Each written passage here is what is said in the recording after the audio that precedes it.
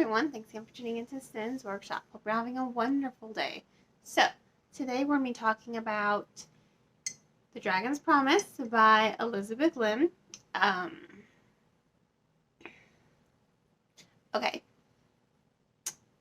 Let me start by saying I absolutely do love Elizabeth Lim's storytelling and her writing. I devoured her Blood of the Stars duology, and I loved Six Crimson Cranes. Now, that being said, when I finished this book, I was like, oh yeah, awesome. I blew through it, I probably read it in a span of a few hours realistically. But my process when it comes to reviews is I like to, just dwell on it for a few days, and then I'll, think about the book, and I'll write my review, and then I'll type it, and then I'll record it. When I finished this book, I loved it, but the more I thought about it, I went from loving it to liking it. It was just, I think one of the setbacks for me was, honestly, the biggest setback for me was the characterization. Shiori went through such a character journey, like such an extensive character development in the first book, that it almost seemed like Lim threw out all that character development out the window and decided, I'm going to start from scratch and do a whole other character development journey. That's fine. I think authors, obviously, they're well within their rights to do whatever the hell they want. I just think she could have done the same thing. I do think Lim could have continued the character development, without sacrificing all of the character development that Shiori went through in the first book. She was stubborn in the first book. Right when you first meet her, she doesn't really want to listen to people, and that's what gets her into all sorts of trouble right from the beginning. That is what gets her in trouble. That's what turns her brothers into cranes. That's what gets her, stuck in a foreign land with a bowl on her head, with her inability to talk, right? Inability to talk, right? And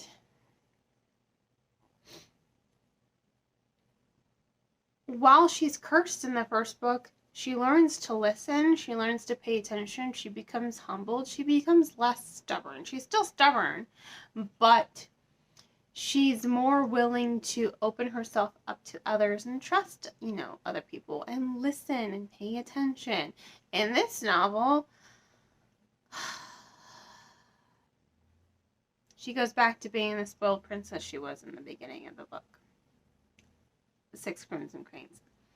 That's who she was to me. And I just keep thinking, this is not the same girl who existed at the end of Six Crimson Cranes. This is the same girl who existed before everything that happened to her. And that's what was most disappointing for me. And that's why I went from loving this book to liking it, because she's so stubborn. Like, even early on when I was reading it, it was somewhat comedic because she just doesn't want to listen to Saru. She doesn't want to listen to anyone. She's like so gung-ho on fulfilling this promise to her stepmother, to return the Black Pearl to its rightful owner. And she's just like, I have to do whatever it takes. Like, okay, that's fine. You have to do whatever it takes. You have to do whatever you need to do. We get it. I'm sure Saru gets it, but her inability to just communicate and be stubborn and not listen and not pay attention and just do one thing after another. Like, even Saru's like, you need to trust me. And she just keeps getting into more and more and more trouble. And it's kind of infuriating after a point. Like, I wanted to just smack her and be like, oh my gosh, Shiori, can you just, Can you just shut up and listen to everyone around you for a moment? That was me. At first, it was kind of funny, but then once she leaves the dragon realm and embarks on her journey, she just, again, gets stuck in that same mentality, and then ends up putting herself in trouble. And then by doing so, by getting herself into trouble, she's putting the lives of all the people she's trying to protect in jeopardy. It's just like, it's really counterproductive to her to do that. And that's what was most annoying for me to read, because it was so distracting. I think it did take away from the plot. I think it did take away from the storytelling, because you're just kind of incessantly annoyed by Shiori's unwillingness to communicate and work with people and just, be that person that she was at the end of the first book. It's just, it serves as a distraction. And at the end of the day, I do think it does take away from some of that enjoyment, because the book's called also The Dragon's Promise. Okay, so I want to say that first 50%, I'm going to go say the first 50%. Lots of dragons. She's in the Dragon Kingdom. She's trying to make deals. She's trying to survive. You do get to see the intricacies of the Dragon Kingdom, the politics, how they aren't really fans of humans, and how their magic works. And I thought that was really fascinating to see this underwater realm. I thought it was kind of beautiful, how it was done. Now, that being said, once she leaves, another reason why I went from loving to liking is Saru just stays in the kingdom. He's not there anymore. And the pacing starts to lag. And again, like I said, you're being distracted by Shiori's just annoying stubbornness. Don't really know how else to say it. You are distracted, She communicates with her brother. Like, you can't even really appreciate the antagonist, the sorcerer turned demon who wants the dragon's pearl, who she trapped in the demon's mountain at the end of the first book. You can't even really appreciate him as a villain, because he doesn't exist that much. He kind of just becomes background noise. You're just like, oh yeah, that guy. It's just, you're just distracted. Because I'll say this, that first 50% in the Dragon Kingdom, really well done. I really did like it. I liked the storytelling. I liked the dragons. I like Saru himself is a great character. I was really sad when he stopped popping up. At least in the first book, he pops up occasionally. Now it's just like, yeah, have fun on your journeys, bye. That's basically what happens. And then that last 25% of the book, really good, incredibly fast-paced. Shiori becomes, once again, that person we knew from the end of book 1.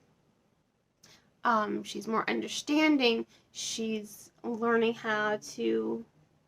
She even understands, the demon's point of view. She's becoming more open-minded. She's becoming a better princess. So that was all well and good, right? I did like that. But that 25% in the middle, when she's going on this journey and she meets the half dragon, half demon, and all the ghosts there. I mean, as much as I wish I could appreciate that, it was well done. It was fast-paced. I do love the detailing and the world building there. As much as I wanted to appreciate all of that, I was just so distracted by Shiori's just annoying stubbornness and inability to communicate and really talk and be like, oh, this is the plan. And be like, yeah, I told him the plan, but I'm totally going to change the plan. Like, even her little paper crane calls her out and be like, Shiori, you're not thinking you're doing something stupid, are you? I mean, the rest of the characters are great. You know, that's why I do like this book. I do like the storytelling. I do like the rest of the characters. I do like the character dynamics. I just think it's kind of annoying that they all have to call, and they all do, call out Shiori on her stubbornness. Be like, can you just shut up and listen? And then she does, and then in her head, the internal narration is just like, I made this promise, but I'm not going to keep this promise because I really don't want to put them in harm's way. It's just like, you are literally shooting yourself in the foot. Just, your family and friends are there for you to help you. Let them help you. Because by you not letting them help you, you're kind of ending up putting them in more harm's way. So, I mean, she just wasn't that strong character that she was at the end of the first book. So I really did feel like it was a distraction for me, because when I'm mulling it over and I'm just like, I'm thinking of the book and I'm like, her stubbornness and her annoyance and how annoying it was just kept popping up, and it kept distracting me from the actual story. And I'm just like, no, I do remember the story, but it becomes background noise to me that I'm just like reminded more and more and more of her annoying character traits that really don't fit in with who she was at the end of the first book. And I really do think that Lim sacrificed all of that character growth and all of that character development from the first book to send Shiori on a completely new character development journey. And I'm just like, to me, I'm like, you really didn't have to do that. You didn't have to revert her to the person who she was to continue this journey of her. So, you know, as a conclusion, that ending was bittersweet, kind of gut-wrenching, and I'm just like, oh, my heart, it's so sweet, but so bittersweet, but so sweet, but so bittersweet. I really did love the ending, and I do think it is a solid conclusion to the duology. I just think that the first book itself is way more impactful as a story, that the second one does fall short. So, my 2 cents. So I do have to give this book 3.5 out of 4 stars. Again, there were a lot of things I like about it. Really, the only detriment to me was Shiori as a character. That's literally it. That's the only thing that was wrong with the story. And trying to reconcile, like, this isn't how you were at the end of the previous book. What the heck happened to you? Trying to reconcile all of that. It just made it distracting, and I couldn't really appreciate the story. So, 3.5 out of 5 stars. But a solid conclusion to the duology. I will say that. If you want to go ahead and purchase the book, please remember to purchase from your local bookseller or online book retailer, and just ask that you support your bookstores, independently owned or chain owned, versus purchasing off of Amazon. You've got bookshop.org, which will donate a percentage of receipts to an independent bookstore nearest to you. And then you've got Books A Million, Barnes & Noble, Book Depository, Better World Books. I feel like it was IndieBound. You have all these book-related websites. I just ask that you support them versus purchasing the book off of Amazon. On that note, I hope you all will continue to support me here by liking this video, subscribing to it, and sharing it with all your book-loving friends. I hope you all have a great rest of your day, and as always, happy reading!